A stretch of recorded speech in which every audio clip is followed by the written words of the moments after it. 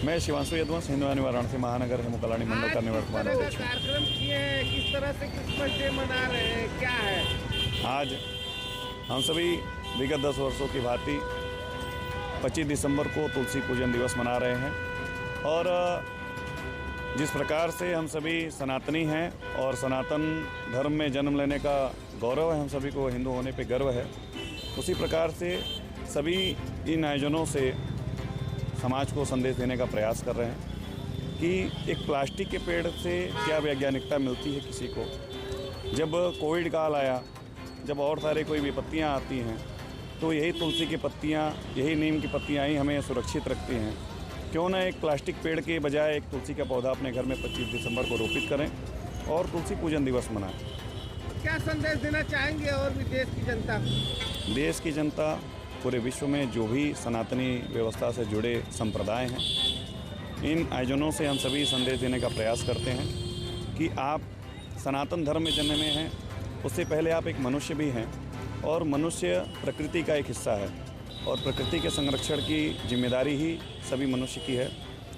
हमारे सनातन में ही एक ऐसी व्यवस्था है जो प्रकृति के हर स्वरूप को, नदियों को, पर्वतों को, पशुओं को, पौधों को पूजने की व्यवस्था परंपरा के रूप में हमारे यहाँ बनाई गई है ताकि प्रकृति का संरक्षण हो सके। और जब प्रकृति सुरक्षित रहेगी तो मनुष्य जीव हर व्यवस्था सुरक्षित रहेगी और ये हम सभी के लिए गौरव का विषय है। सुबह से लेकर रात हो चुका है, इस समय तक कार्यक्रम कर रहे हैं आप, और कौन कौन लोग शामिल हैं आपके साथ इसमें?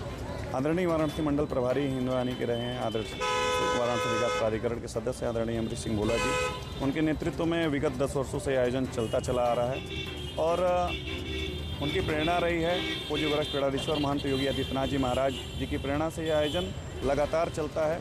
सनातन की छोटी से छोटी चीज़ों को मजबूत करने की, उनको मजबूती प्रदान करने की जिम्मेदारी हिंदुवानी के एक एक कार्यकर्ता की रही है। हम सभी उन्हीं में अपनी तन मन धन, अपना जीवन उसमें लगा के रखते हैं। हम सभी उस व्यवस्था के खिलाफ काम कर रहे हैं जिसे आज क्रिसमस बोला जाता है। इन जैसे आयोजनों की हमारे भारत में क्या आवश्यकता है?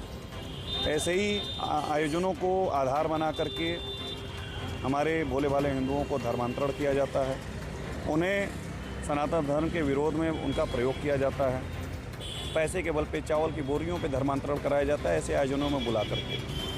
कोई अगर ऐसा कोई तार्किक उत्तर दे दे कि ऐसे आयोजनों से भारत का या प्रकृति का कोई लाभ हो, तो मुझे लगता है कि ऐसे विषयों पे हम सभी अवश्य विचार करेंगे।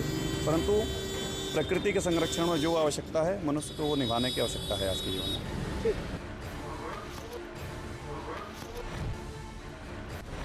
सूबे में इसलिए नहीं रुक रही गुंडागर्दी,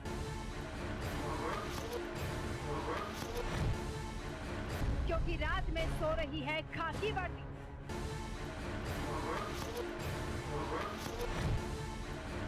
अपराध पर लगाम के कितने बहाने,